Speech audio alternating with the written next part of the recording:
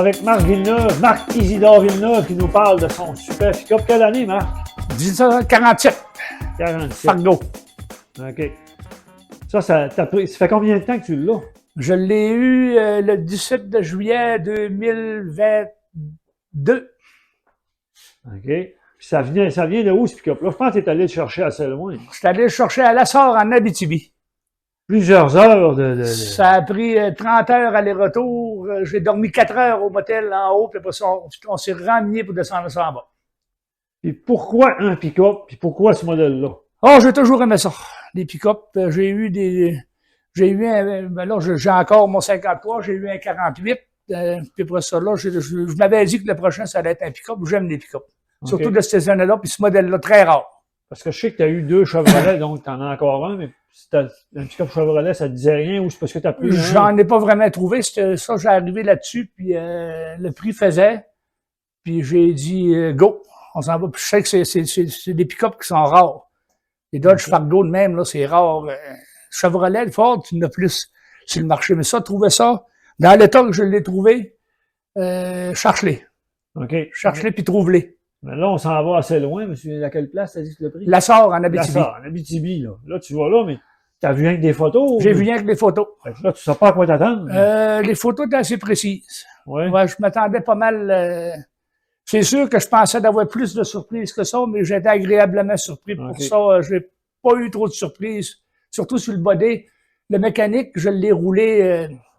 Quand je l'ai eu, je l'ai roulé le reste de l'été. La première été. Oh, oui. Puis ça roule impeccable.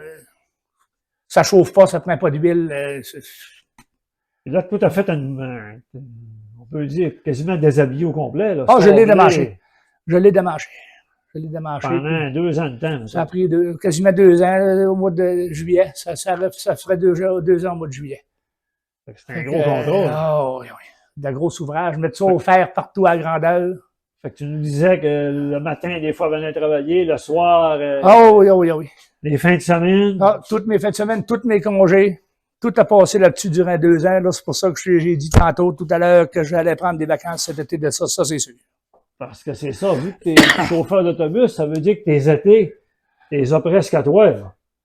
Oui. Donc, tu as passé l'été après ça. Ah, complètement. Complètement. Du matin au soir, puis j'ai pas été à nulle part de l'été, j'ai pas bougé. C'était ici. J'allais faire mes commissions, point, je remontais. Fait que toute la carrosserie est entièrement faite par toi. Toute la préparation, le body, oui, c'est moi qui l'ai fait. OK. J'ai mis ça au fer, puis je l'ai envoyé peinturer. OK. C'est qui te peinturait les pièces, si on veut? Les pièces, qui a fait la carrosserie, la job de peinture? Ah, c'est Car Star de Clermont. Ah, OK. Ouais. Ou tu emmenais pièce par pièce? Non. Je l'ai envoyé tout d'un coup. Je l'ai tout préparé, je l'ai envoyé tout d'un coup. Puis, la boîte séparée, par exemple. J'ai emmené la boîte sur un trailer. Puis, ils me l'ont fait comme ça. Puis, je l'ai rassemblé ici. Ils m'ont remonté ça, puis je l'ai rassemblé ici. Puis là, t'aurais-tu un autre, je sais pas, y a-tu d'autres choses que tu aimerais avoir ou bien c'est le dernier, là, gars? Pas pour tout de suite. Non. non. Hein? On va se reposer physiquement, puis après, monétairement aussi. Parce que c'est pas donné. Non, hein? Non. Est-ce que, mettons que tu en aurais un autre, là. T'aimerais-tu mieux l'acheter déjà fait ou vraiment, toi, c'est ton plaisir, là, de faire et de le refaire? C'est une bonne question. Acheter des autres, ben, t'es dans les affaires des autres, tandis que là, moi, je l'ai mis à ma main à moi. Ça fait que, il se trouve, qu'il sort de mes mains, là. Je sais pas si tu comprends ce que je veux dire. Quel moteur qu'il y a dedans? C'est-tu compliqué? C'est un 6 flathead. C'est compliqué d'ouvrir le capot. Le moteur? Ouais.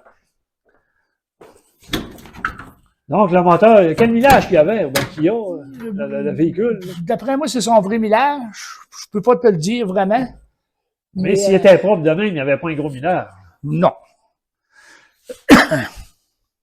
Wow! Le moteur, c'est sûr que tu l'as tout. Le filage est tout refait en neuf. OK. À grandeur, tout ce qui était usé un peu ou que je pensais que ça allait. J'ai tout changé ce qu'il fallait faire dessus, que je pensais qu'il fallait que ce soit fait.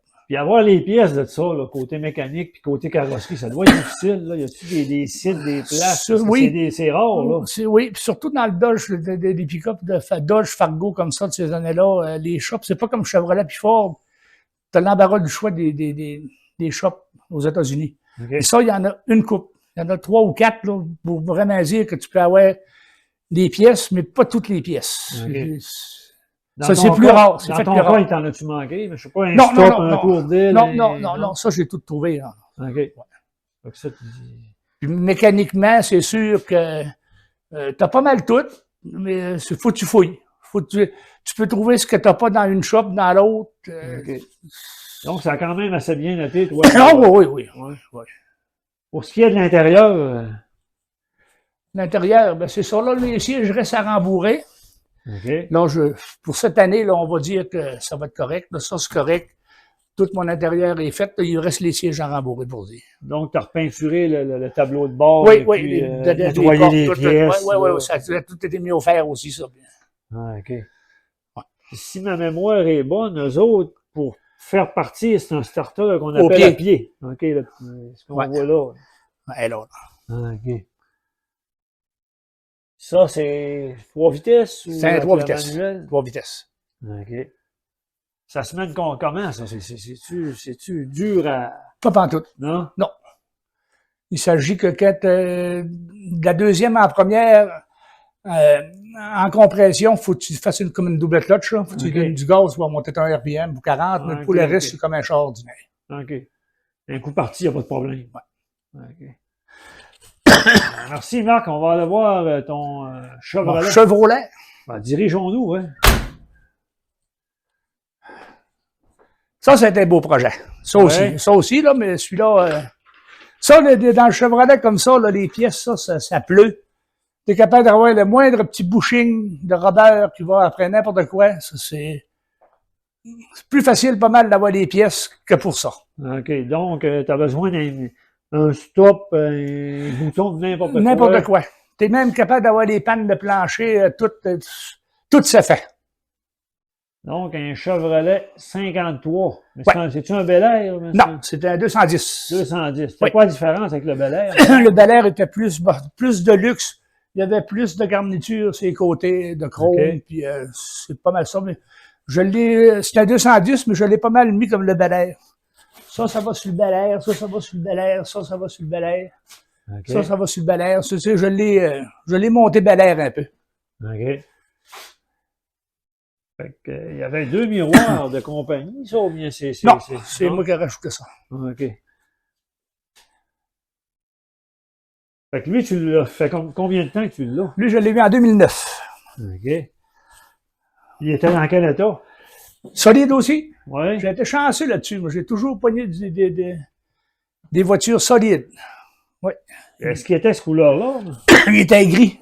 Okay. Tantôt, tu prendras sur le mur, là, j'ai des photos de ça quand je l'ai eu. Puis, as-tu fait à peu près le même projet que l'autre, là?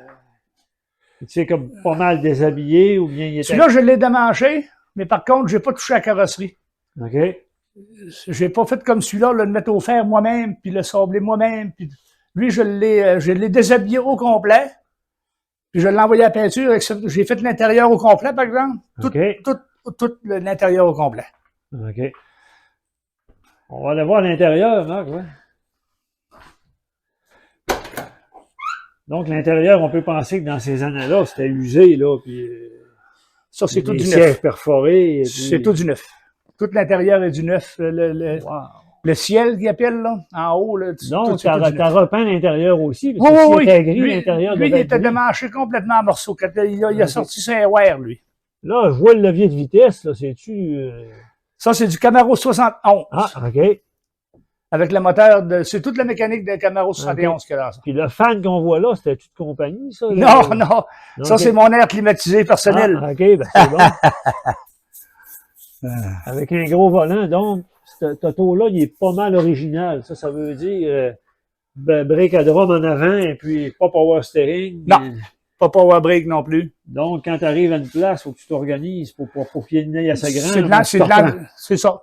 Puis pour les breaks, ben, c'est comme tout véhicule de ces années-là, c'est de l'anticipation. Faut que tu anticipes toujours ce qui va arriver. Faut que tu penses avant que ça arrive quasiment quand tu rencontres. Parce que même si tu mets le pied au fond, comme on dit, c'est... Non, ça ne break pas Saint-Dicenne. Donc, aller à l'île aux cours avec un auto de même, tu n'auras pas de problème. Non. Ça arrive de se partir tranquillement. Compression, puis tu le laisses pas aller. Okay. Tu fais pas chauffer tes drums non plus. Faut pas te laisser tes drums. Transmission automatique, c'est 3 vitesses ou... C'est une 3 vitesses, ça. OK. Ouais. Côté moteur? Il y a un 350 dans ça. OK. Est-ce qu'il s'ouvre par là? C'est bien sûr. Ouais.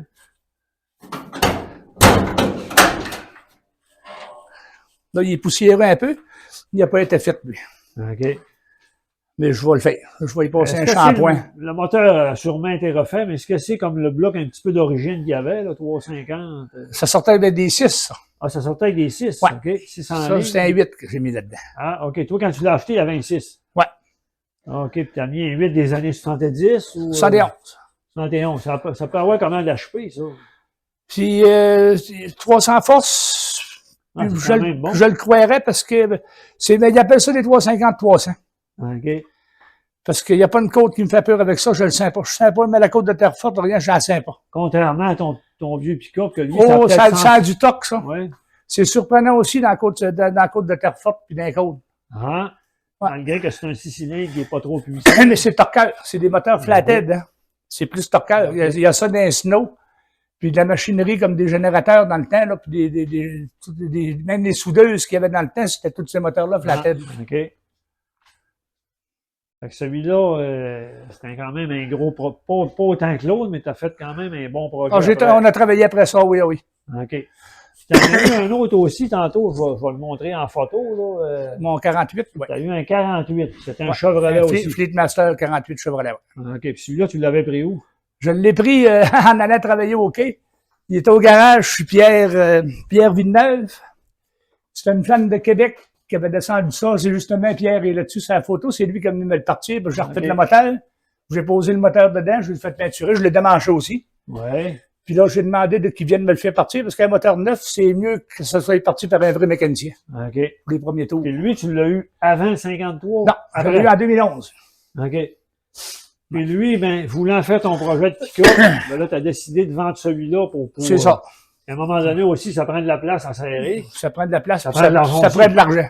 C'est ça. Parce qu'aujourd'hui, là, mettons, faire quelqu'un qui fait un pick-up, ou qui le fait faire, on parle de quoi, là? On parle de 50 000, puis c'est pas trop long. Bon, je suis rendu à 32, 33. Puis c'est pas fini. Il n'est pas fini encore. Là. Il y a encore des affaires qui vont rentrer dedans. Là. On calcule pas le temps. Oublie ça. Ça fait que je peux pas calculer mon temps. Comme la construction d'une maison, ça veut dire que si tu as 50 000 $ de temps, tu as 50 000 $ de pièces. Je peux pas calculer le temps que j'ai mis après ça. C'est impossible. Ouais, okay. Donc, ça a une valeur inestimable. C'est ça, c'est quasiment ça. Oh. Ouais. Lui, il sera pas à vendre. Lui, il sera jamais... Tu fais pas ça pour vendre. Oh non, lui, il sera jamais à vendre, puis lui non plus. Okay. L'autre, je l'ai vendu. Je l'aimais, ce char-là, mais je l'aimais, moi. C'était plus gros bateau, puis... Okay. J'avais moins de plaisir que mon 53, puis ça, c'est le fun d'amener. Okay. Ça, l'été passé, là, ben, quand je l'ai eu, là, j'ai eu du plaisir avec un mois et demi, mais j'ai eu du vrai plaisir. Je trouve que ça, c'est plaisant. T'es assis haut, t'as le volet à porter, là, puis... Ouais. Ça, c'est vraiment le fun d'amener. On va aller voir ton Harley Davidson. Alors, Marc, Harley Davidson, quelle année? 1975. Ça fait longtemps que tu l'as. Ça, j'ai acheté ça de Germain Lavoie en 85. Il y avait 10 ans, le bicycle. OK. Quand je l'ai eu. Il était de cette couleur-là? Non. Il avait sa couleur quasiment d'origine. C'était un Kennedy, je dirais, pas mauve, rouge, vin. Là. Ça jouait entre ces teintes-là. Là. Il sortait comme ça. Et au cours des années, qu'est-ce que tu as fait dessus? Oh mon Dieu. C'était tout. Changer les pièces, mis du chrome, refait le moteur. Tout. Comment tu peux avoir de millage de fait depuis que tu l'as? J'en ai aucune idée. Non? J'ai changé le speedo. OK. Puis j'en ai aucune idée. Je l'ai eu, il y avait 26 000 milles, je pense, si je me souviens bien. C'est un gars qui roule beaucoup, en tout cas, qui roulait beaucoup en moto. J'ai roulé. Là, depuis plusieurs années, là, je roule moins. Je roule pas mal moins. Puis si on parle de moto, tes premières motos, je me rappelle que tu as eu un Virago, mais avant ça... J'ai eu 650 Triomphe Bonneville, 68 monté sur un frame de 57, mais ça n'a jamais marché bien, OK. ce bicycle-là. J'avais 16-17 ans dans ce temps-là. OK. Quand j'ai monté ça, après ça, j'ai eu mon 750 Honda. Ça, c'était une bonne machine. Je l'ai aimé, ce bicycle-là. OK. Il était modifié. Il y avait un de fibre de verre en arrière, avec des roues d'Harley après ça. Puis je l'ai aimé, ce bicycle-là. Puis après ça, j'ai eu mon Virago. Mon Virago 1000, je l'ai mis un été.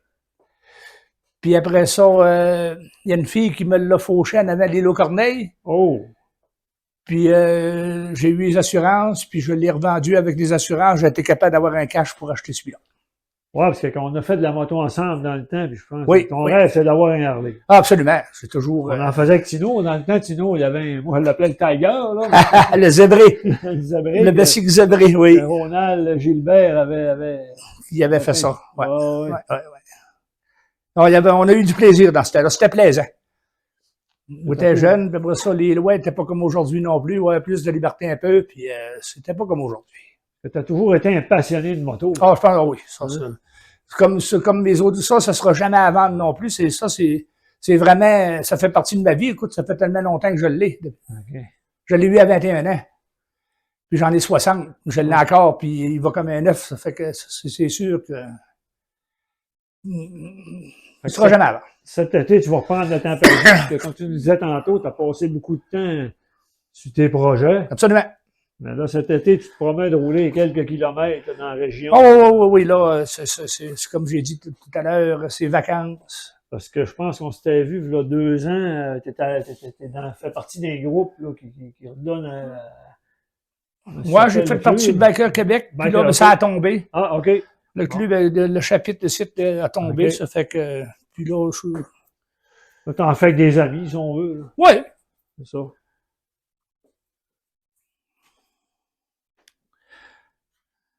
Alors, il est pas mal beau. Il est spécial. Il est spécial, là, ce bicycle-là. Dans les Chevrolet, là, ça commence à être de plus en plus rare. Aux États-Unis, il y en a masse. Ici, ça commence à être de plus en plus rare, malgré que j'ai pris un programme cette semaine qui s'appelle, voyons, comment est-ce que c'est?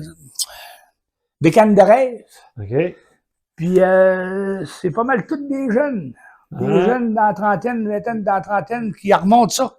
Okay. Les autres, dans le Chevrolet, ils sont passionnés de ça, puis ils sont en train de repartir cette mode-là, autrement dit. C'est quoi la cylindrée, ça? C'est un 1200. 1200. Ouais. Après ça, il y a eu les 1340. 1340, puis après ça, là, ça finit plus. C'est rendu à OK. 1600, puis... J'ai jamais été un cowboy là-dessus, ça fait que 1200, c'est en masse de moteur pour moi. Ouais. J'ai jamais été cowboy sur mes machines. OK. T'en pris garde. Dans le temps, j'ai eu un GTO 69 avec un 350 américain dans ça, je ne l'ai jamais ouvert. Ah. Je l'ai ouvert une fois dans la côte de Beaupré, okay. En montant, puis c'était tout. Non. Bon, ben merci Marc de nous avoir transmis ta passion. Ça m'a fait plaisir, André.